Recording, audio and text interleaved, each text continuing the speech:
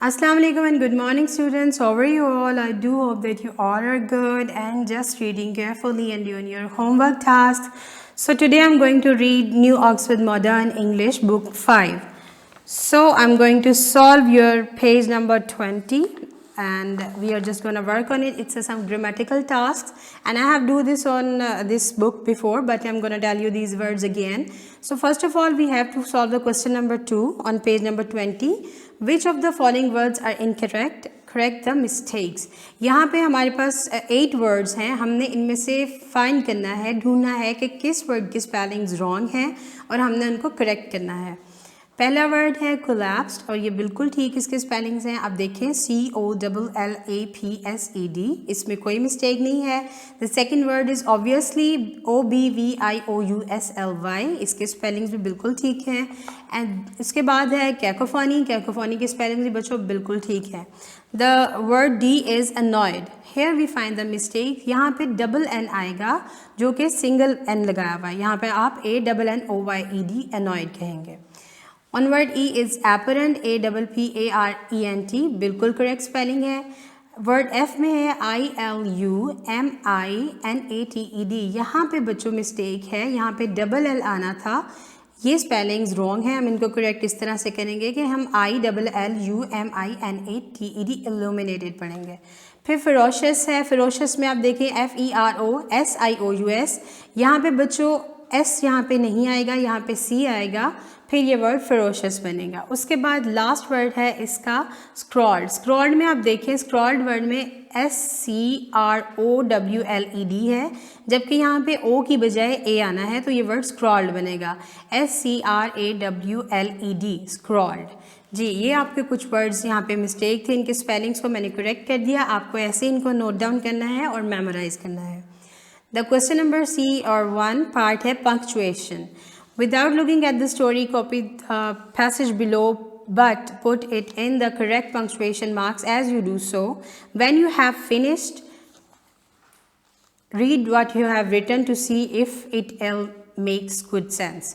बच्चों यहाँ पंक्चुएशन करनी है। As you know that you have to put the right capital word on right place, that we cannot put the any capital word in between the line, like except it's a name of something, and we have to put the full stop on the concerned place where the sentence or where the talk is finished, so you have to put the full stop there, and the question mark would be the place where you have asking some questions, exclamation marks when you are saying something and you took a pause. Okay, I'm going to start it. First of all, can you be sure? Here the word C would be capital. Can you be sure? And it is a question, so we have to put question mark here. And we have to draw two inverted commas in these, before this sentence and after this sentence. Asked Mike, and you know Mike is a name, so we have to write the capital M here. And the full stop would be the after this sentence. Sure of what? Here the next sentence is begun, so S would be capital, of what, and it's again a question. तो यहाँ पे फिर एक सवाल आ गया है, तो सवाल के बाद आप फिर एक सवालिया निशान लगाएंगे जिसको क्वेश्चन मार्क कहा जाता है। और इस क्वेश्चन से दोनों तरफ आप स्टार्टिंग में भी और एंडिंग में भी इन्वर्टेड कोमास लगाएंगे। आस्क नबील, नबील ने पूछा, इसके बाद आप फुल स्टॉप लगाएंगे, यहाँ पे ये सेंटेंस कंप्लीट हो जाता है। दैट के साथ ही हमारा नेक्स्ट सेंटेंस स्टार्ट होता है, सो हमें टी को कैपिटलाइज करना है, टी कैपिटल हो जाएगा। दैट ही इज़ अस्लीप, यहाँ पे कि वो सो रहा है। नबील आस्क, नबील ने पूछा क्या वो सो रहा है, तो यहाँ पे भी एक क्वेश्चन जो है वो ख़त्म हो रहा है, तो we have to put the question mark here. So next है you can hear him snoring, can't you. अब देखें यू यहाँ पे नेक्स्ट सेंटेंस शुरू हो रहा है, क्वेश्चन मार्क के बाद जो भी नेक्स्ट वर्ड आएगा उसको हमने उसका पहला अल्फ़ाबेट कैपिटल जाएगा, तो हम यू को कैपिटल करेंगे, वाई को कैपिटल करेंगे, ओ यू स्मॉल अल्फ़ाबेट्स में आएगा।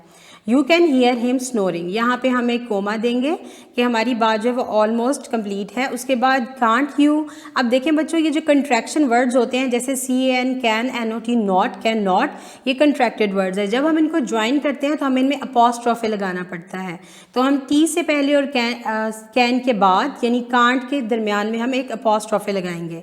अपॉस्ट्रोफे उस कोमा को कहा जाता है जो किसी भी वर्ड के कंट्रैक्टेड वर्ड के ख़त्म होने के पहले वर्ड से पहले आता है। यू, उसके बाद यू के बाद फिर एक हम क्वेश्चन मार्क लगाएंगे, फिर नेक्स्ट सेंटेंस शुरू हो जाता है नो नो, नहीं नहीं, नो जो है अब इसका पहला एन जो है वो स्मॉल है, हम इसको कैपिटल करेंगे। उसके बाद सेकंड नो का जो है वो उसी तरह से रहेगा, क्योंकि पहले एन जो था वो सेंटेंस का स्टार्ट में था, इसलिए उसको हमने कैपिटल किया। यहाँ पे बच्चों लगेगा एक्सक्लेमेशन मार्क, क्योंकि यहाँ पे अभी बात मुकम्मल नहीं हुई है, इसलिए यहाँ पे एक्सक्लेमेशन मार्क लगा के हम आगे बढ़ेंगे। विस्पर्ड माइक, माइक ने सरगोशी की, माइक अगेन यहाँ पे नाम है, तो हम क्या करेंगे कि एम को कैपिटलाइज कर देंगे। माइक के बाद फुल स्टॉप लगेगा और नेक्स्ट सेंटेंस शुरू होगा। जैसे कि आप जानते हैं कोई भी सेंटेंस स्टार्ट करने से पहले you have to capitalize the sentence, तो हम यहाँ पे ए को कैपिटलाइज करेंगे। Are you sure that he does not remember me, क्या आपको यकीन है कि मैं उसे याद नहीं हूँ। ये अगेन एक क्वेश्चन पे बात ख़त्म हो रही है, तो यहाँ पे क्वेश्चन मार्क लगेगा। You have to solve this paragraph, और इसको फिर आपने मैच करना है विद योर बुक, अपनी बुक के साथ अपने किए हुए काम को, और इसको करेक्ट चेक करके दोबारा से इसकी प्रैक्टिस करनी है। Now I'm going to solve the question number 2, which is about verbs and adverb. You have to know that verb is the action word, and adverb is something like जो हमें modify करता है किसी चीज़ की किसी adjective की quality को या उसके टाइम और प्लेस की आपस में एडजस्टमेंट को। तो हम पहले वर्ड्स को मैं आपको आसानी के लिए बताती चली जाती हूँ कि जो वर्ब आएगा उसको मैं अंडरलाइन करती जाऊँगी, और जो भी यहाँ पे एडवर्ब आएगा उसको मैं इन ब्रैकेट करती जाऊँगी। सो पहला सेंटेंस है when they came out of the church. तो यहाँ पे हम देखें व्हेन दे केम का मतलब होता है आना, तो यहाँ पे हम केम को मैंने अंडरलाइन कर दिया, ये है बच्चों आपका verb. Out of the church they gazed का मतलब देखना भी वर्ब है, इसको भी मैं अंडरलाइन करती जा रही हूँ। वंडरिंगली देखिए ये भी एक आप कह लें कि पहचान होती है, जिस सेंटेंस के एंड में, जिस वर्ड के एंड में ly आ जाता है वो एडवर्ब कहलाता है। यहाँ पे आप देखिए वंडरिंगली है, तो इसलिए ये एडवर्ब है, इसको मैं इन ब्रैकेट कर देती हूँ। एट दिस वर्ड, यहाँ पे सेंटेंस ख़त्म हुआ। फिर है राउंड द स्टोन, राउंड भी बच्चों आप ये एडवर्ब है, क्योंकि ये आपको प्लेस की जो डायरेक्शन है वो इन्फॉर्म कर रहा है, तो इसको मैं इंसर्कल कर देती हूँ। Round the stone they found, अब फाउंड का मतलब होता है ढूंढना, तो ये एक काम है, तो इसको मैं वर्ब है तो इसको मैं अंडरलाइन करती हूँ। These beautifully written letters of the gold, अब देखिए जैसे मैंने को पहले बताया कि ly पे ख़त्म होने वाला वर्ड जो है वो एडवर्ब कहलाता है। तो ब्यूटीफुली एक एडवर्ब है, और रिटन यानी लिखना है, काम है, तो वर्ब है, इसको मैं अंडरलाइन कर रही हूँ। Letters of gold. उसके बाद है हु पुल्स, कि पुल्स एक पुल करना, किसी चीज़ को खींचना वर्ब होता है, इसको मैंने अंडरलाइन किया। आउट फिर आप एक प्लेस की पोजीशन के बारे में जान रहे हैं, तो आप इसमें इन ब्रैकेट कर रही हूँ, ये आपका एडवर्ब है। This word from this stone will be king of all Britain. अब यहाँ पे हम देखें कि विल होना करूँगा किसी काम को, बी किसी काम का होना, ठीक है, ये दोनों एक्शन में आते हैं, तो इसको मैं अंडरलाइन कर रही हूँ, ये दोनों ही आपके वर्ब्स हैं। ऑल दैट मैन टायर्ड का मतलब होता है थक जाना। हार्ड यानी फिर वो पता चल रहा है कि जो वर्ब है उसकी कंडीशन कैसी है, तो ये एडवर्ब बनेगा। टायर्ड वर्ब है, उसको मैं अंडरलाइन करती हूँ, और हार्ड आपका एडवर्ब है। To pull out the sword but no one could move it at all, कि मैं इसको बाहर खींच रहा हूँ स्वर्ड को, तो ये जो पुल है खींचना, हमने पहले भी इसको किया, ये अंडरलाइन करूँगी मैं क्योंकि ये वर्ड है। आउट फिर आपको प्लेस के बारे में बता रहा है, तो ये एडवर्ब है। उसके बाद कुड किसी काम को कर सकना, ये भी वर्ब में कंसीडर होगा। मूव किसी जगह को, किसी चीज़ को एक जगह से हिलाना यानी किसी चीज़ को मूव करना भी वर्ब ही कंसीडर होता है, तो ये मैं इसको अंडरलाइन कर रही हूँ। But you have to practise this in your chapter and you have to find the verb and adverbs and try to make the list of on your own, and you have to practice these things again and again because grammar is the name of practice and you have to do this। आप इसको अच्छे से पढ़िए, practice करिए अपने chapter के regarding.